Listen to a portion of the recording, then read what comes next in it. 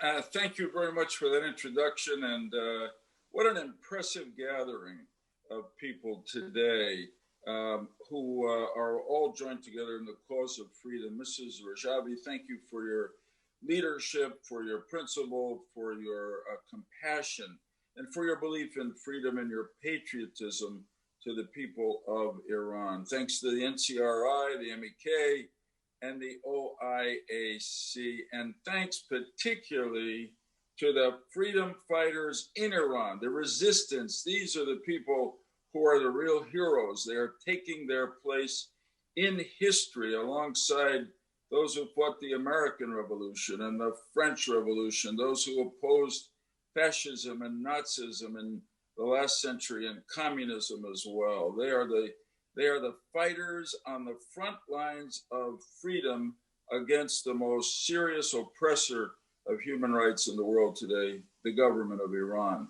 My friends, as you and the NCRI know, we have tried everything to change the behavior of the regime in Iran. And it's time for a conclusion. The regime in Iran will not change. And therefore, we must change the regime in Iran.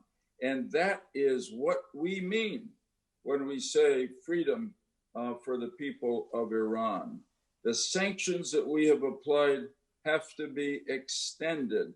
The arms embargo cannot be allowed to expire. We need to convince our allies in Europe to join us in this critically important human rights effort. Now I want to speak to you about American politics, perhaps a little bit different than what others have said. I'm a Democrat. The first thing I want to say is thank you, President Trump and your administration, for withdrawing from the Iran nuclear agreement, for snatching victory from the jaws of defeat, and for showing how irresponsible, how lawless, what a terrible deal that was. I appreciate it. And that the 5 years in which, or a little less, in which that agreement was in effect, the Iranians constantly violated it. They continued their nuclear weapons program. They used the money not to help the people of Iran, but to support the Quds Force, the IRGC, the Basij, and the people, the terrorists in Syria, Lebanon, Iraq, Libya, and Gaza. So this has given us a chance for victory for freedom, which is America's cause. And now I want to say a word about the Democrats. I know there's an election this year in America, as some of you may have heard. And some people may be worried about what happens if the Democrats come to power. I want to try to give you a bit of encouragement. I'm a Democrat, and you know how long has been my support of freedom for the people of Iran and opposition to this regime. There are many more like me in the Democratic Party. You've seen Democratic members of Congress address you today, and probably the most recent proof is in May of this year, 387 of the 435 members of the U.S. House of Representatives wrote a statement in support of the extension of the arms embargo, and a great majority of Democrats there in the House of Representatives supported that statement. So you have bipartisan support in Congress. I will say this about Vice President Biden. I served with him for 24 years in the U.S. Senate. He is a supporter of human rights in the world. He was at the head of a lot of the efforts on behalf of the people of what we used to call the captive nations, lived within the former Soviet Union, the totalitarianism of that group.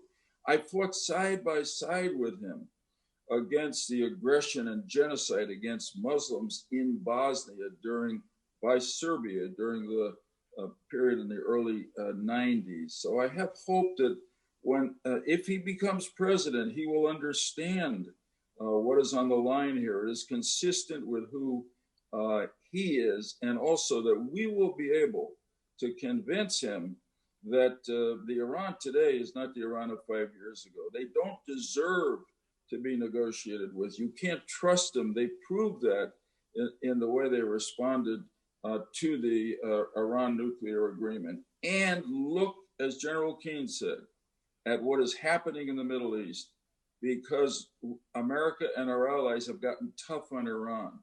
Nations that previously were at war with one another, which had no diplomatic relations, are coming together across barriers that need to be broken. Once the Iran regime falls, the beneficiaries will not just be the people of Iran, who will finally be given their freedom, and the NCRI will play a lead role in bringing that about.